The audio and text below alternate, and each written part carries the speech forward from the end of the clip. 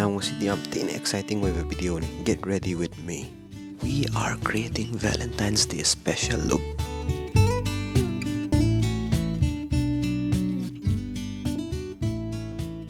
Hey, ngaiko. Sidi ayaw gre. Let's rewind.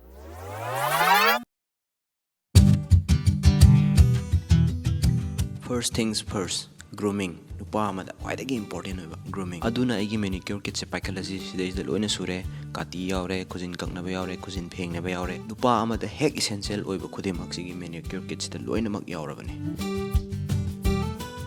Aduna cousin hana kakthalasi.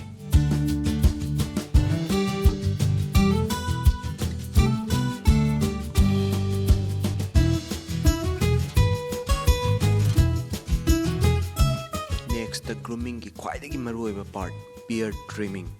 Beard hobu pamba bu oirasu clean shape pamba bu oi targasu yam nanna trim tawthoga natraga clean shape tawthoga thamba mathau dai. Aduga masida koina khwaidagi maruoiba rule lama koina follow tawigadaudi trimmer afaba masijanaba natraga razor afaba masijanaba hairiba anijina koigi skin do protect tawraga yam smooth oina thamdoini. Grooming do ni use a thos law hai.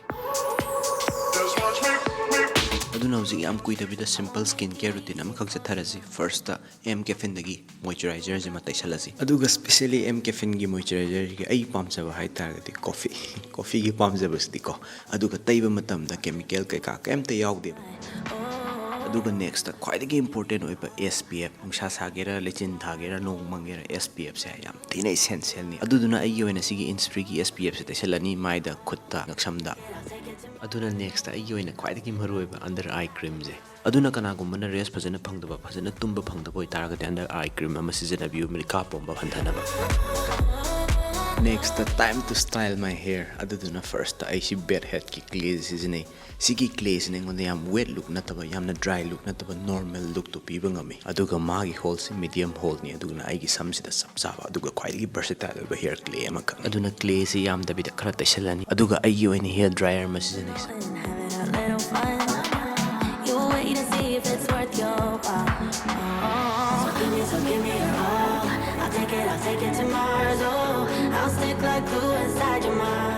Aduga mayam ngasaidagi ubiriba product mayam ji mayam pambiba yaw taragasu description da link loina mang hapjaramage Amazon gi link ngatani and this video is also sponsored by Amazon. Thank you Amazon. Now time to pick my outfit. Aduna ai yoina always to wear dagi hoping I'm thinking something of a bomber jacket. Aduna sigi Levi's ki bomber jacket blue masu je pick out tore. Aduga next ta hosigi blue jacket to complement tawnaba gray sweater amakhale. Now Aduna hosik next the gari sijalani nupa amagi khwaidagi important oiba accessory ni. Never leave your house without your watch.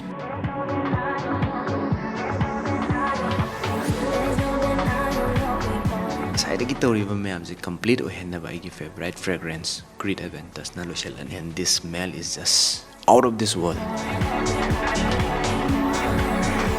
Aduga mayam na khara budget friendly oiba khara fresh oiba mei pung khudimang na pamba manam ama suggest tokjo hai taraga digi Nautica classic yamna fresh oiba ising pambi singbi adugu mugi manam nei.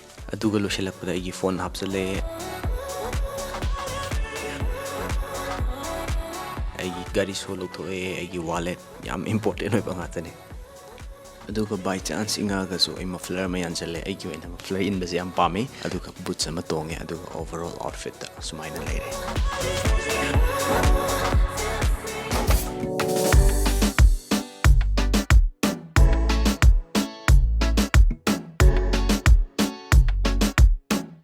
Adudi hojik loirabanina haidokpa yare. Let's go.